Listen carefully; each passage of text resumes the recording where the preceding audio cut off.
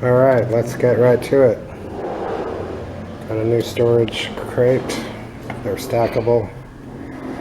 Plastic chair. Goes here so I can read.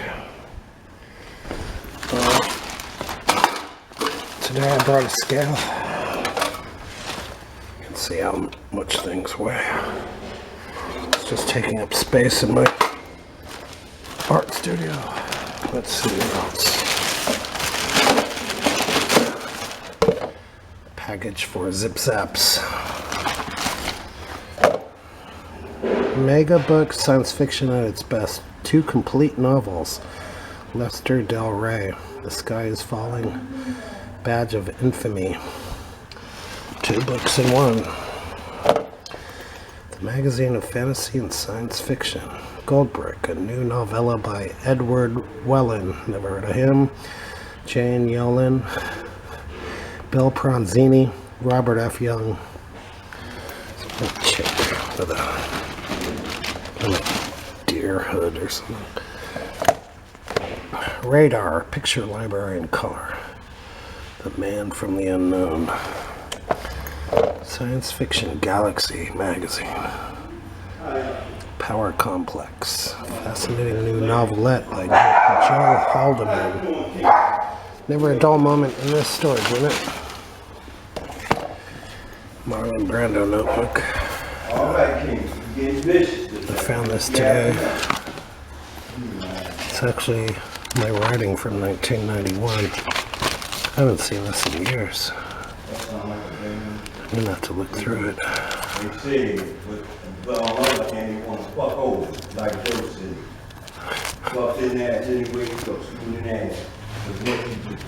That's how like vibration and credit. Okay, shit, right, more.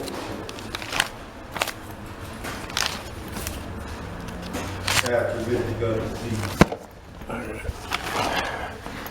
Got a paintbrush. That was my crazy neighbor down the hall. Story of a Fierce Bad Rabbit by Beatrix Potter. It's not a very good book. I'll read it sometime. I like the illustrations, but the story isn't that good. Pocket, Emily Dickinson, worth its weight in gold. The New Testament, Psalms and Proverbs. Waste of paper. This wood thing that I'll use for a dungeon. Okay, Lovecraft.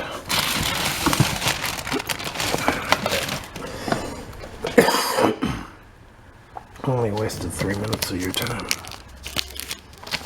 How is this? Okay. Space 1999. There's Gollum. Andy Serkis. He played Gollum in the Star Wars movie too. Oh, it's a chick from American Apparel. They always have young chicks in underwear in their ads. It's disturbing. Oh wow, I can actually read. Almost 4 minutes of your time. I'm lazy today. I wasted a couple hours, but I was updating the Lovecraft videos, actually putting in the names of the stories in the title so people can find them. Okay, we're continuing on with The White Ship. It was against the full moon one night in the immemorial year of Tharp that I saw outlined the beckoning form of the celestial bird and felt the first stirrings of unrest. Then I spoke with the bearded man and told him of my new yearnings to depart for remote Cathuria, which no man hath seen, which all believe to lie beyond the basalt pillars of the west. It is a land of hope, and in it shine the perfect ideals of all that we know elsewhere, or at least so men relate. But the bearded man said to me, let me put on my glasses, I can read. It's just a little fuzzy. It's clear, more clear with the glasses. Beware of those perilous seas wherein men say Cathuria lies. In Sona Nil there is no pain nor death, but who can tell what lies beyond the basalt pillars of the west? Natheless, at the next full moon I boarded the white ship, and with the reluctant bearded man left the happy harbor for untraveled seas. And the bird of heaven flew before and led us toward the basalt pillars of the west, but this time the oarsmen sang no soft songs under the full moon. In my mind I would often picture the unknown land of Cathuria with its splendid groves and palaces, and would wonder what new delights there awaited me. Cathuria, I would say to myself, is the abode of gods and the land of unnumbered cities of gold. Its forests are of aloe and sandalwood, even as the fragrant groves of Cameron, and among the trees flutter gay birds, sweet with song. On the green and flowery mountains of Cathuria stand temples of pink marble, rich with carven and painted glories, and having in their courtyards cool fountains of silver, where purl with ravishing music the scented waters that come from the grotto-born river Narg. And the cities of Cathuria are cinctured with golden walls, and their pavements also are of gold.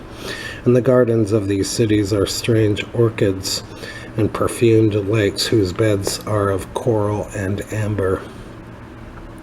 At night the streets and the gardens are lit with gay lanthorns fashioned from the three-colored shell of the tortoise, and here resound the soft notes of the singer and the lutenist. And the houses of the cities of Cathuria are all palaces, each built over a fragrant canal bearing the waters of the sacred Narg. Of marble and porphyr are the houses, and roofed with glittering gold that reflects the rays of the sun and enhances the splendor of the cities as blissful gods view them from the distant peaks. Fairest of all is the palace of the great monarch Dorieb, whom some say to be a demigod and others a god. High is the palace of Dorieb, and many are the turrets of marble upon its walls. In its wide halls many multitudes assemble, and here hang the trophies of the ages. And the roof is of pure gold, set upon tall pillars of ruby and azure, and having such carven figures of gods and heroes that he who looks up to those heights seems to gaze upon the living Olympus. And the floor of the palace is of glass, under which flow the cunningly lighted waters of the Narg, gay with gaudy fish not known beyond the bounds of lovely Cathuria. Thus would I speak to myself of Cathuria, but ever would the bearded man warn me to turn back to the happy shores of Sona Nil. For Sona Nil is known of men, while none hath ever beheld Cathuria. And on the 31st day that we followed the bird, we beheld the basalt pillars of the west. Shrouded in mist they were, so that no man might peer beyond them or see their summits, which indeed some say reach even to the heavens. And the bearded man again implored me to turn back, but I heeded him not, for from the mists beyond the basalt pillars I fancied here came the notes of singer and lutenist, sweeter than the sweetest songs of Sona Nil, and sounding mine own praises, the praises of me, who had voyaged far under the full moon and dwelt in the land of fancy. So to the sound of melody the white ship sailed into the mist betwixt the basalt pillars of the west, and when the music ceased and the mist lifted, we beheld not the land of Cathuria, but a swift rushing, resistless sea over which our helpless bark was borne toward some unknown goal. Soon to our ears came the distant thunder of falling waters, and to our eyes appeared on the far horizon ahead the titanic spray of a monstrous cataract, wherein the oceans of the world dropped down to abysmal nothingness. Then did the bearded man say to me with tears on his cheek, "We have rejected the beautiful land of Sona Nil, which we may never behold again. The gods are greater than men, and they have conquered." And I closed my eyes before the crash that I knew would come, shutting out the sight of the celestial bird which flapped its mocking blue wings over the brink of the torrent. Out of that crash came darkness, and I heard the shrieking of men and of things which were not men. From the east, tempestuous winds arose and chilled me as I crouched on the slab of damp stone which had risen beneath my feet. Then as I heard another crash, I opened my eyes and beheld myself upon the platform of that lighthouse from whence I had sailed so many eons ago. In the darkness below there loomed the vast blurred outlines of a vessel breaking up on the cruel rocks, and as I glanced out over the waste I saw that the light had failed for the first time since my grandfather had assumed its care. And in the later watches of the night, when I went within the tower, I saw on the wall a calendar which still remained as when I had left it at the hour I sailed away.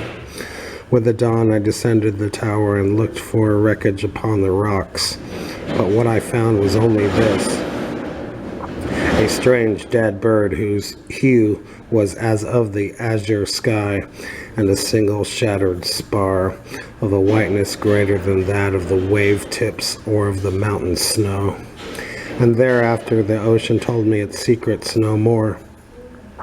And though many times since has the moon shone full and high in the heavens, the white ship from the south came never again. That was pretty good. I enjoyed that. Next time we'll tackle The Street, written in late 1919, shortly after The White Ship. And I'm gonna confront this storage problem that I have. Wish me luck. See you later, and thanks.